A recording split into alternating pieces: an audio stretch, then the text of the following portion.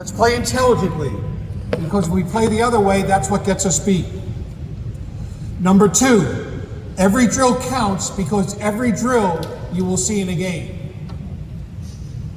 I don't know how many times during the year we would say to our teams, whether it be the Celtics, the Clippers, hey, this drill is going to show up in the game. This drill is important, because you get to some drills and it's like, gosh, we do the shell drill every day. No, the shell drill will show up in a game.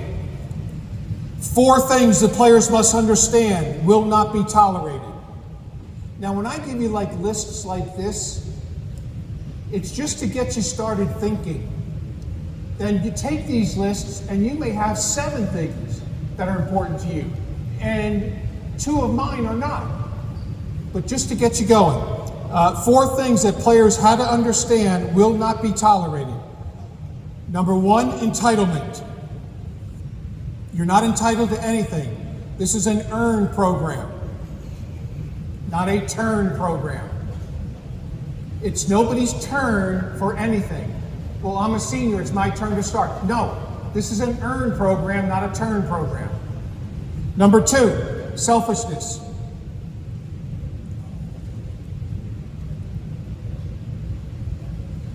Number 3, locker room destroyers.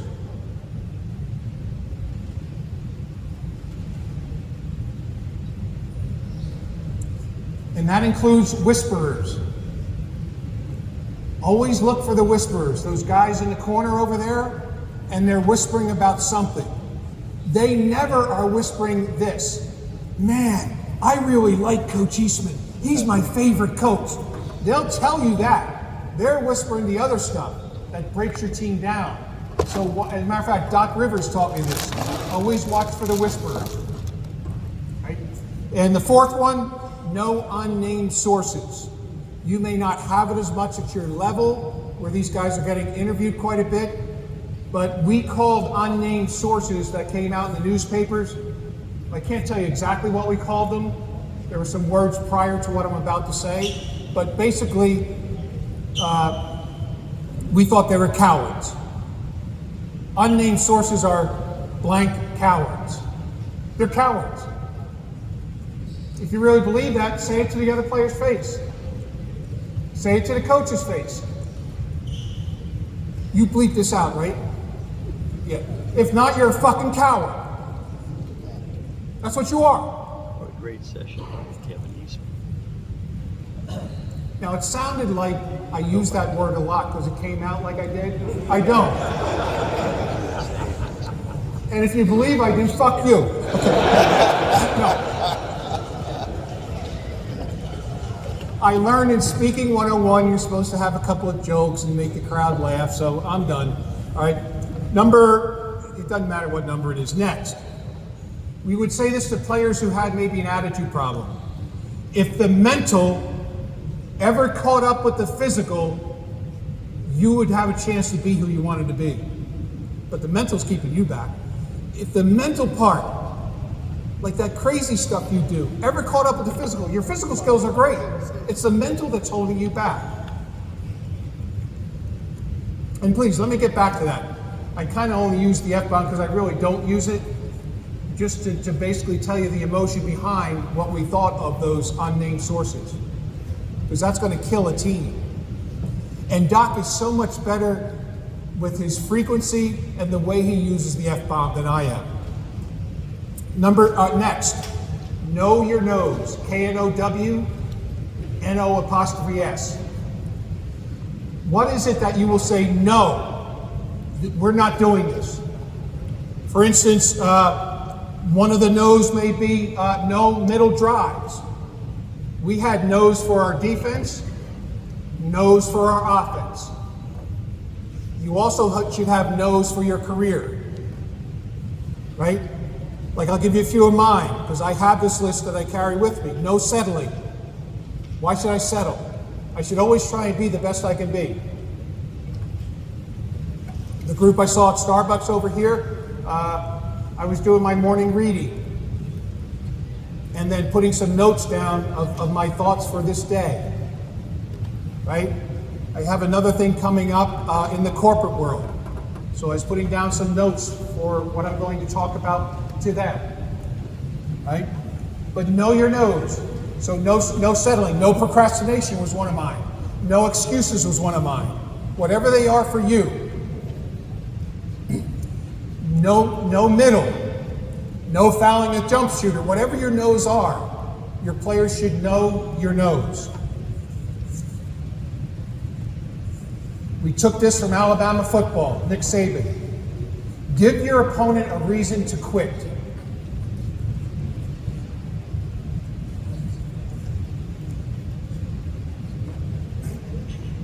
And by the way, getting back to the F-bomb, I think that's really for players who can't hold their emotions in. Is it going to be used every now and then? Probably, because it is an emotional sport. But as we always say, if it's used all the time, you should probably do a little more studying on some other words you can use. Number 2, well, I don't know what number it is. It's so getting back to a reason to quit. For us, we had a term: relentless effort, every possession. Relentless effort, every possession. Because when you play that type of team, eventually they're going to crack. You're going to give them a reason to quit. It's too hard. Tonight is too hard. Next one. It's mandatory that every player knows their success gap. We call it the success gap. This is where you are. This is where you say you want to go. This is where you are. This is where you say you want to go. How do we fill that gap? What needs to be put in there for you to get to where you want to go? We didn't call it an improvement plan. You want to be successful? Here's the gap that you have right now. The next one.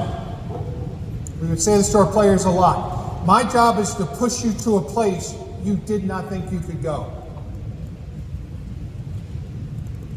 Or to a place that I know in my experience as a coach, no one really gets there on their own.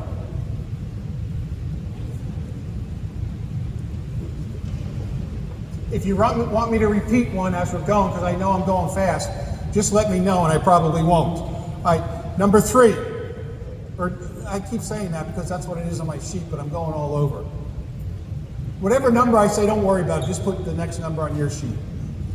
To get you to your maximum level, I'm going to ask you to do 3 things.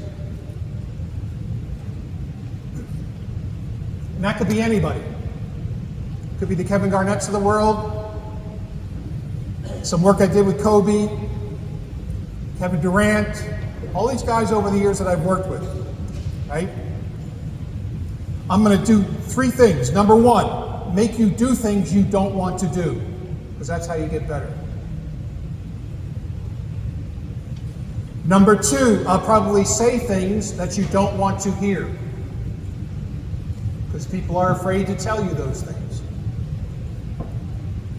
And number 3, I'm going to ask you to do things that you've never been asked to do.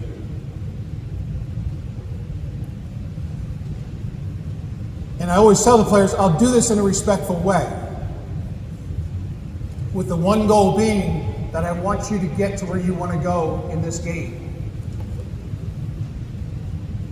Next one, we had a little mantra, a little term. Knowledge is quickness in sports.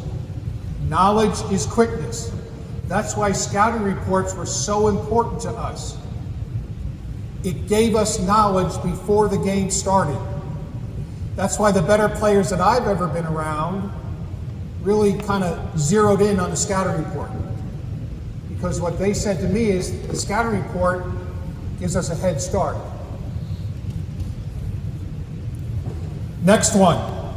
Simple wins a lot more games than spectacular. Simple wins a lot more games than spectacular. Simple wins you championships. Spectacular gets you on ESPN. What do you want to do, guys? Like, what do you want to do?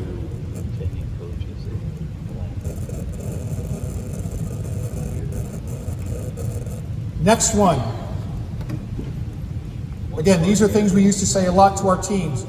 Guys, basketball is not a game of perfect. There's two types of mistakes that we'll make throughout the course of the year. One we can live with, the other one will keep us from ever having a chance to win a championship. There are honest mistakes, when the player maybe really doesn't know better, or we haven't taught them well enough. Well, we can correct those. The other mistake we talked to our teams about was what we called ignorant mistakes, where they knew what to do and they decided to do something totally different on their own.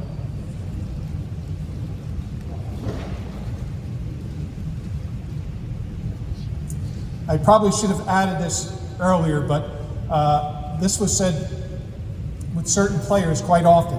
Sometimes you're going to hate me because I might be the only one willing to tell you the truth. I know Doc said that a few times in front of our team. Hey, look, you guys are not going to love me every day because I'm going to tell you some things that are going to piss you off. But I have to tell you the truth. And as you know, all successful companies, organizations, and teams, one of their pillars, their foundational pillars, is this word truth. And for the truth to work, it needs three things. And if you don't have this in your programs, I'm not sure you can get to where you want to go. Right? What are those three things? You got to be able to live it, you got to be able to tell it, and you got to be able to take it. If you use truth properly, it can be a competitive advantage, but you have to be able to live it, which means what? Do your actions match your words? Do your actions match your words? So you got to be able to live it. You got to be able to tell it. Different players take truth differently. We always ask all of our coaches, when they're having those harder conversations with players, ask two questions first. Who and how? Who am I talking to? How should I talk to them? So you got to be able to live it, you got to be able to tell it, and you got to be able to take it, right? My hope is that you have some truth tellers in your life, because that's a big part of successful people becoming successful. I know this next one you have said to your team a lot. Hey, we're a program where we're going to prepare everybody. It's going to be next man up. Next man up. That's what average teams tell their teams. It's not next man up. Championship teams don't say next man up. Championship teams say next man prepared. Next man prepared. Next man up. Hell, I can get up. Okay, John, you have to play now. I have no clue what I'm supposed to do when I get out there. Next man ready? Anyone can be ready. Anyone in your high school or college can be ready. Just call them down and say, hey, go up and run it down on the floor, would you? They're ready to do that, but are they prepared to play in the game and win the game? Next one.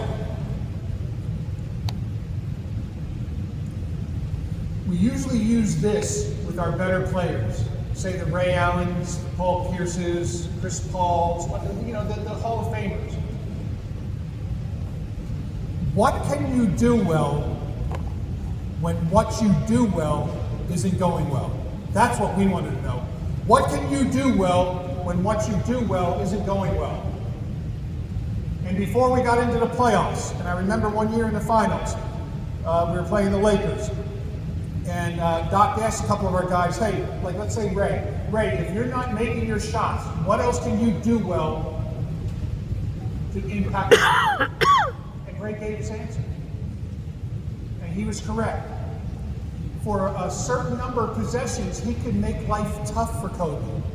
Couldn't stop him the whole game. Kobe was too good, right? But if Ray's shot was off, he had the ability because of his experience and knowing how to take things away from players, he could for about 5 or 6 possessions really make it difficult. Then we would put another defender on him, right? So that's what he added and could do well. Next one, don't fail the plan, let the plan fail you. That has to do with gambling. You got players who gamble a lot, right? They go for steals. Hey, our plan is to defend this way. Don't just go out and do your own thing. Because when you do your own thing, that's really what happens. You're the only one who knows your own thing. So the four of us behind you are not ready to protect your gamble. And then we're in a scramble. And I'm not sure how you guys are, but we always talk to our teams defensively. We're okay with rotations. We want to stay out of scramble situations. Scramble is, I have no idea, next guy get the ball as quickly as you can and we'll figure it out. Rotations, you've practiced. In pick and rolls, when the guy rolls, I'm going to bump him, right? You've practiced that. If I get beat, it's either a switch or help him recover. But gambles, we haven't practiced that. Next one. If any player, we sense that they thought the drill was beneath them, we would say this: if a drill is beneath you, then a championship is above you. And you'll never get there. If this drill is, you're too cool for this drill, then you're too cool for a championship.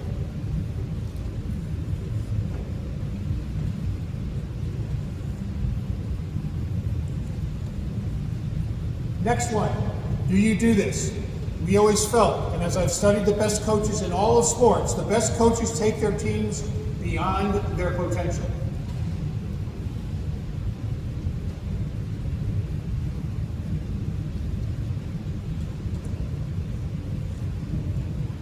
Doc kind of used to remind us of this a lot. You know, I'm hearing this too much, guys, in our conversations. We're saying that's just who he is.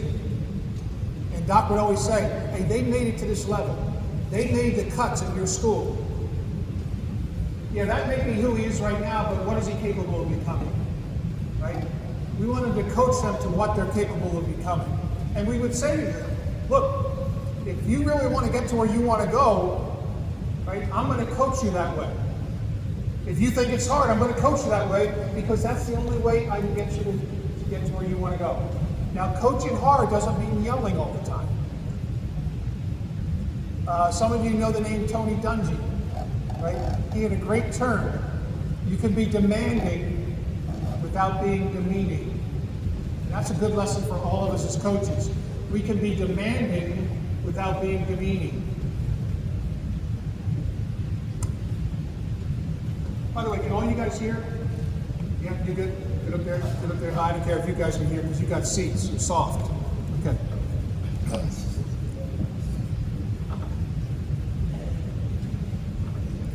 Let's see, because I know I won't get through all of these. Let me pick a couple.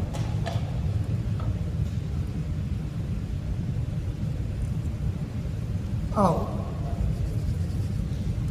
Let me get to, I don't know if this will resonate with you or not, but someone told me this about 2 weeks ago. Before the season started, about 4 weeks before the season started, in his coach's locker room, he would let the players come in and put some stuff on the whiteboard. He had 3 columns. These were his columns. Column number 1, what does a loser look like? And the players could come in and write down, a point. Always complaining. Whatever they put down. The second column, what does a loser sound like? What you'll find is there's a lot of excuses coming out of their mouth. There's a lot of blaming coming out of their mouth. And the third column was, what does a loser act like? And what he said happened was because his players defined them, they were more aware of those things that when they were going on their team. And he would hear them from time to time say, hey man, that's on coach's blackboard or whiteboard. We already said we're not going to do those things.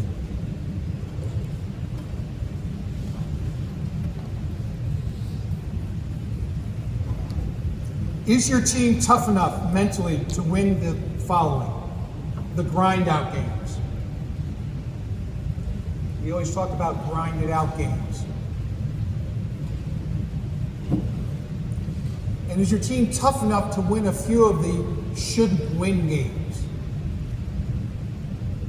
Those games that maybe people say we shouldn't win. We talked about the mental toughness. and defined it, what it takes to win those. Number one is the awareness that it is one of those games. And maybe in a timeout huddle, Doc might say, hey man, we're in one of those grind out games. We've talked about this all year. We're in a grind out game. We said these are the 3 things we got to do to get through this grind out game.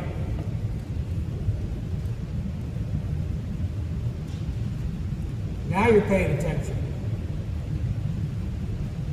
I know what you're thinking, but you're afraid to say it. You're thinking, I wonder if he can get up. Well, the answer, I'm not sure. So if you're okay, I'm going to stay in this timeout. It's not a 60-second timeout, it's a 34-minute timeout.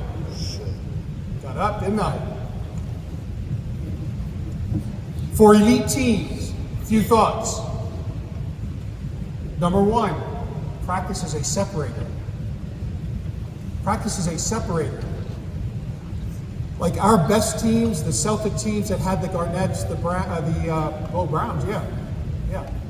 But had the Pierces and the Allens and the Rondos that you guys know of. Perk would want me to put his name in there, but we never did. Okay, you can see him on TV. He's making up for all that stuff that the players said to him, right? So practice is a separator. And Kevin Garnett used to say that during some practices. Hey man, this is how we separate ourselves. This is how we separate ourselves, with a few other words. Number two, we talked about for elite teams, truth is a must. And here's what I learned from the best players I've been around. Let's say the Hall of Fame players. For elite teams and elite players, respect of the opponents is there. Respect for the game is there. They know, because they've had to work their way up to that status, that it's not easy and you get knocked down a lot along the way. And Stan Van Gundy said this one time at actually USA Basketball Clinic a few years back. He said the good thing about being an NBA coach is the worst thing. That's the NBA is a humbling league. When you know you should beat that team, they beat you, right? Because you didn't respect the opponent. And the elite teams still compete when playing poorly. Now, competition and competing was such an important word for us. We defined it. Competing is still going hard, still giving it the best you have, even when you're not playing well. That's a competitor. A competitor is defined by still going hard, giving the best you have in you when our team sucks. That's a competitor.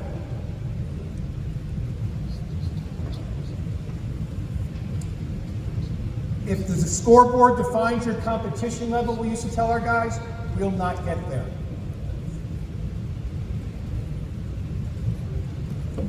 The indicator should be our personal pride in how we're playing. The best of the best have 3 separators. Here they are, we believe. Number 1, development discipline. They have the discipline to continue to try and develop their skills. That's the interesting thing about the best of the best I've been around. They still want to get better. Number 2, they have improvement stamina. They know it's a long process, and they're willing to stick in it to get to where they want to go. And number 3, we called it the greatness grind. The greatness grind. When things aren't going well in practice, they just keep on trying to compete their way out of it.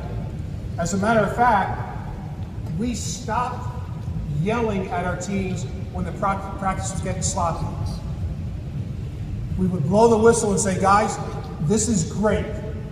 What's happening right now, you're all getting pissed off at each other, right? The ball's flying everywhere. This is great because this 1-minute segment is going to happen in the game. Now let's see if we in practice, without being yelled at and without any coach's instructions, can we work our way out of this crappy part of the practice? We actually enjoyed when practice was going crappy. Whereas most coaches run the team, yell, that sort of thing. No. It's probably the best practice drill you can have for those crappy parts of the game. You may have young players. Young only hurts you if they play young. And this is what we tell our rookies, by the way. Hey, you can't be using young as an excuse, right? Number two, they act young.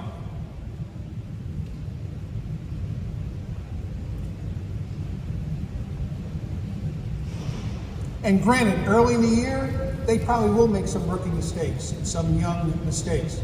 But we would at some point during the season, and you would have to determine it if you have a young, really good player or a young team. There comes a time in each season where young is no longer an excuse. I actually got that from Brad Stevens.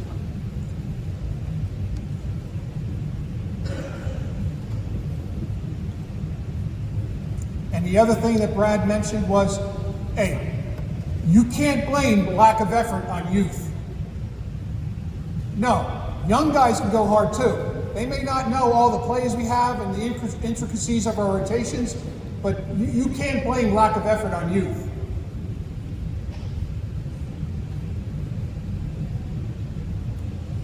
You've got, we used to call it a championship chance. Because no one can predict that they're good enough to win a championship. We just wanted the chance each and every year to be in that discussion. Because when you're in the discussions, those are the teams that usually have the real chance. So we would say to our teams, 5 things. We would have a championship chance if we are clutter-free. Clutter-free. All that noise, all that junk, all the stuff that your parents are saying to you, all the stuff the newspapers are saying before the season starts. Let's be clutter-free.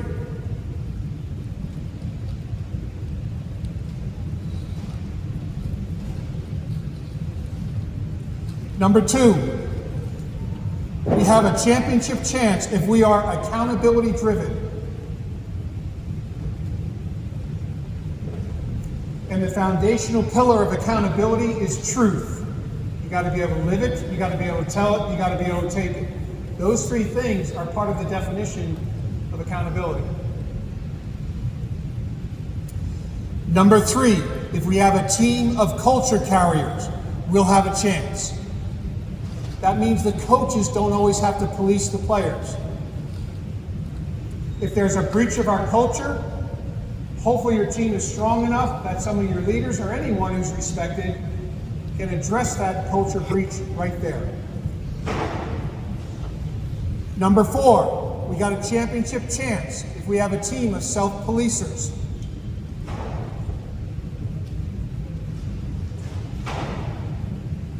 And number 5, we've got a championship chance if we are a team that trusts and executes the process. Probably should have said this at the beginning. Sorry for using and talking off of the notes. If I give a 3-hour corporate talk, I have 0 notes, no nothing. But I wanted to get these bullet points out to you, and I'm telling you right now, as you can already tell by me speaking, I'm not smart enough to memorize all this, right? What we used to say to our team about your job for your teammate. 2 key jobs you have as a teammate. Number 1, to become your best. That's your job for your teammate. And number 2, to give your best. That's your job as a teammate. To become your best and to give your best. Because ultimately, to be the best, you have to beat the best when they're at their best. I'll say that one again. If you want a championship chance to be the best, you'll have to beat the best when they're at their best.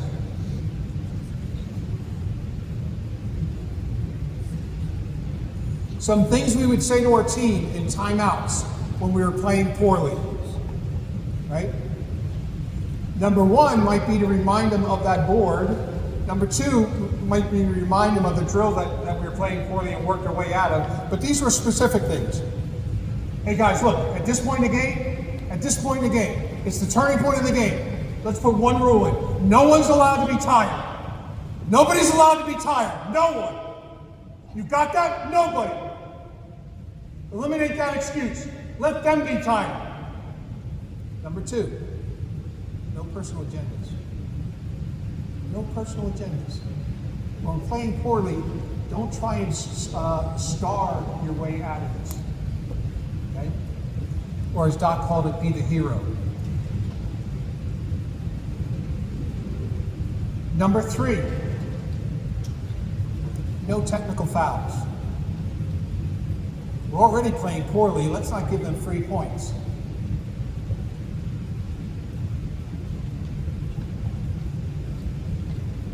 How many did I say there are? 5.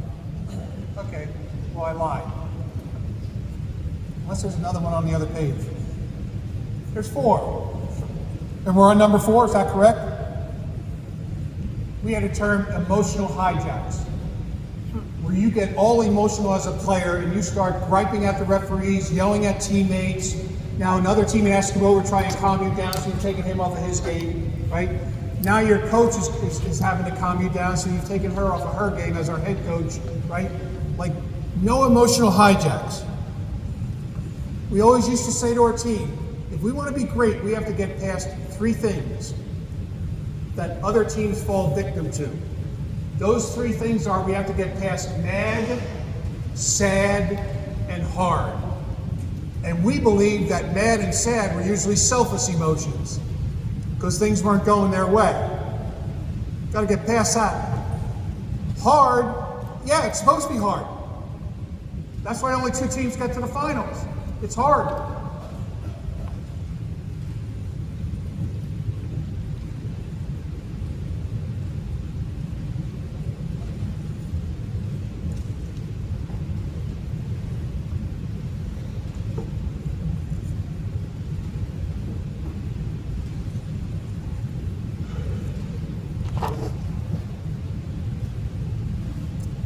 You know, Jay Bills is going to speak a little later on, and he said something that I jotted down. I call this, in my own little notes, when wisdom walks into your life, right? And there are things that I hear that I want to remember and periodically review. That's why I always keep what I call a WILT list, W-I-L-T. And that stands for what I learned today. And if I were here, sitting in those seats, which by the way, I love to do. I love to listen to speakers speak, right? Like personally, because I don't coach anymore, I would have loved to have listened to Bob continue to go on about the non-X and O parts of the game. Because you find when you're in the game longer and longer, the X's and O's don't always win you the games. It's all that other stuff, right? That really helps your team get over the hump, right? But here's what Jay Billis said. And if he says it today, tell him, no, Kevin Eastman said he said that first, right? Well, 2 things. Get me back to the other one. Remind me of the second thing Jay said. It was out of Starbucks, by the way. Jay said, your voice as a coach is very powerful. There will be things you say that you won't even remember. And that exact same thing you said to that player will be something they will never forget. So our words as coaches are powerful. Our positions as coaches are powerful. Watch every Hall of Fame speech by anyone who's been inducted into the Hall of Fame. As they do their thank yous, a coach will be in every one of those speeches. That's how powerful our positions are. And they say that leadership nowadays is all about influence. And I get that. That is a part of being a leader or a coach. But the people who are espousing in the books that we read that leadership is and only is influence, I think, well, I disagree with that. That's only one of 3 I's that are important to being a great coach or leader. Sure, you have to influence. But we also wanted to do these 2 things that began with the letter I. Second one, we wanted to inspire. And the third one is we wanted to impact. So how much time do I have? That's the first time a speaker has ever said, how much time do I have? Because I may want to tell you a story here. 10 minutes. 10 minutes. Nope. The story's great. Unbelievable. One of the best stories ever. I'll tell you next year.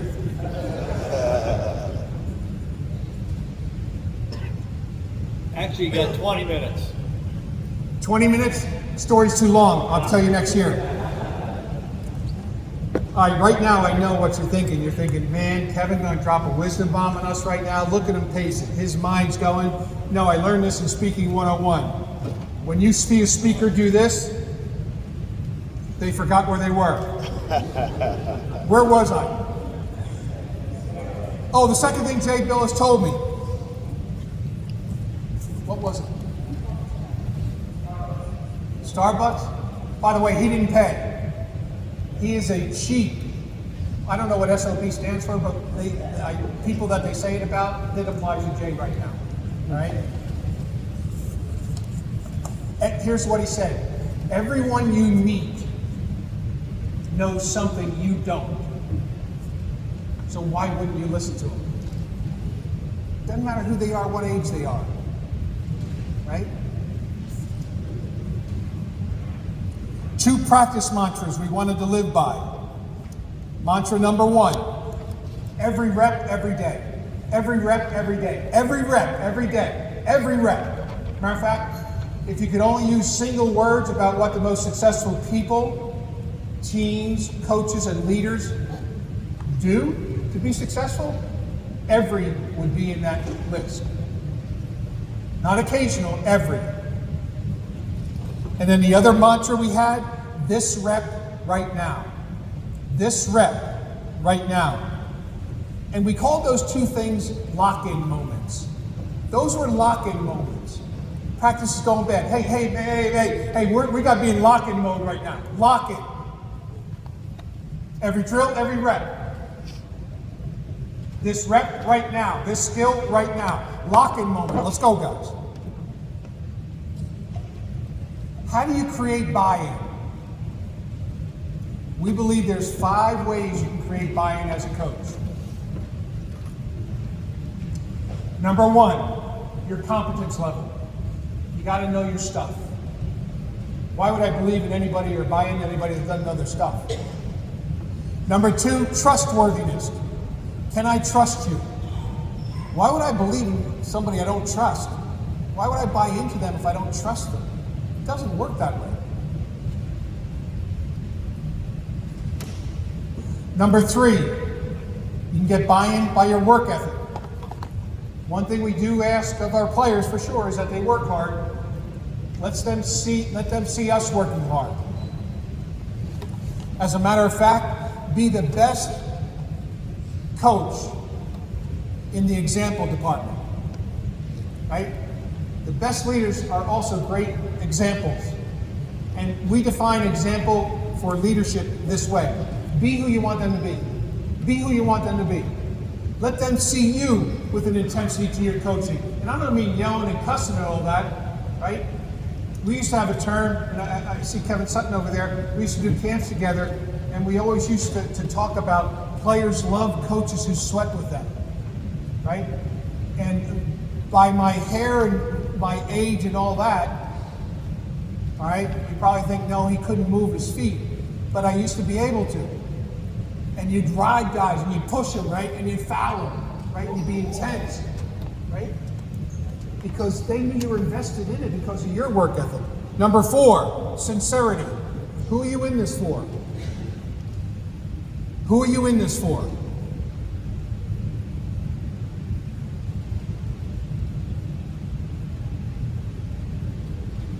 Are you in it for yourself and your rise in the profession of coaching? Or are you in it to help me get better? And number 5 is the ability to answer why.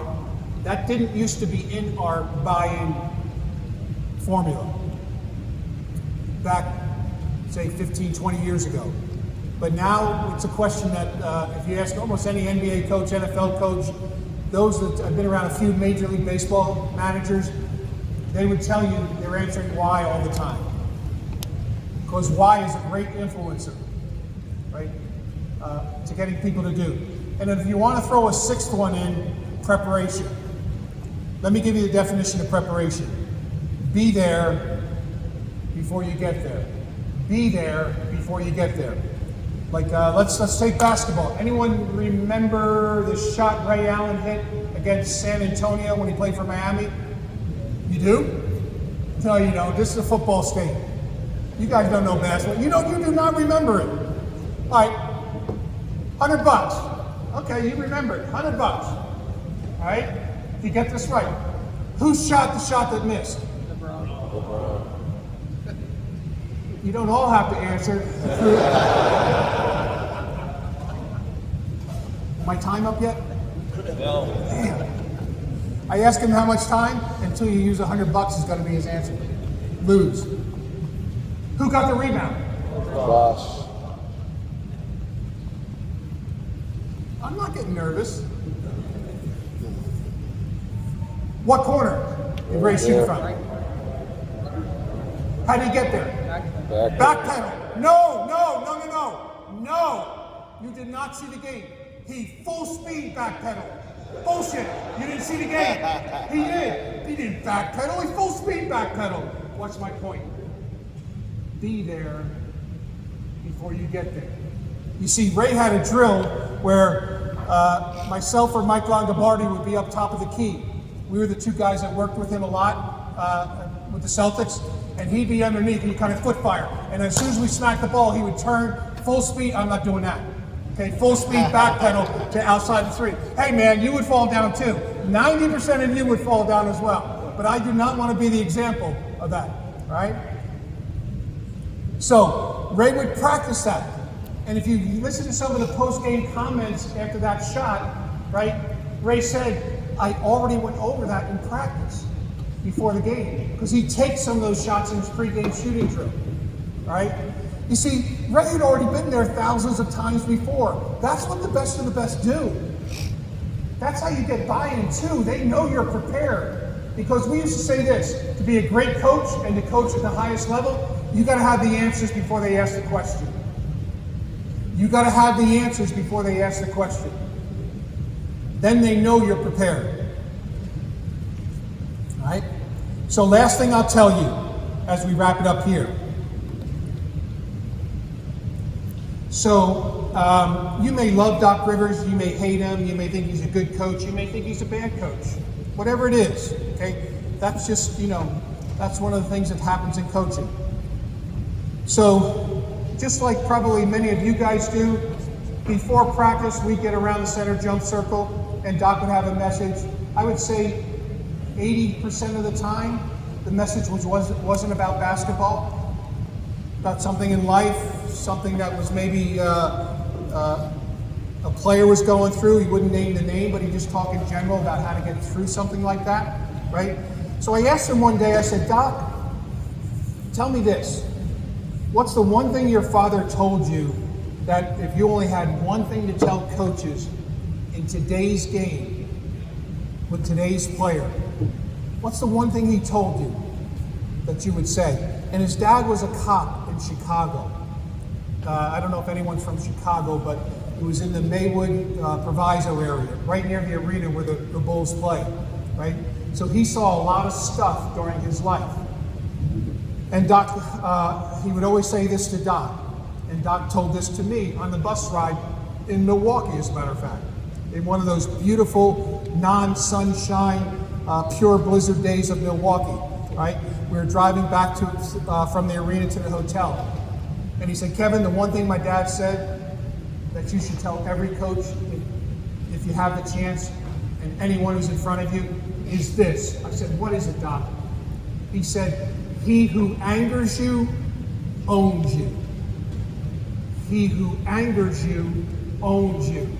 That referee who for 3 minutes you're all upset and you're getting on the referee so your team doesn't have their head coach.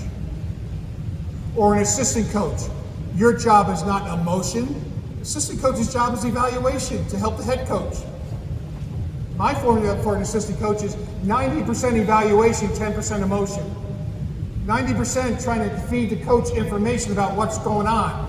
Let him be the one who gets to use his emotions. And by the way, And DJ, I don't think would mind us saying this, DeAndre Jordan. You know, we talk to him sometimes about, look, it's okay to play with emotion.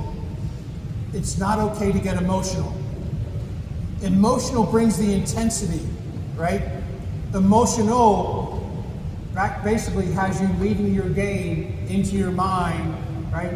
And spewing things you probably shouldn't say, right? So he who angers you owns you. If you need any questions from me, I'm going to give you my email right now. And if you laugh, I'm leaving. Ready? KEBC24. This is my personal one, the one I actually read every day. KEBC24. Remember how I started this? At AOL.com. Don't be looking at me like an AOL. Shit. Oh, my nerd jersey almost came out. You guys with Gmail and at Yahoo and at Up Yours or whatever it is your Gmail address is, I haven't been hacked in 25 years. AOL that. I'm out. Thanks, everybody. Well, I think when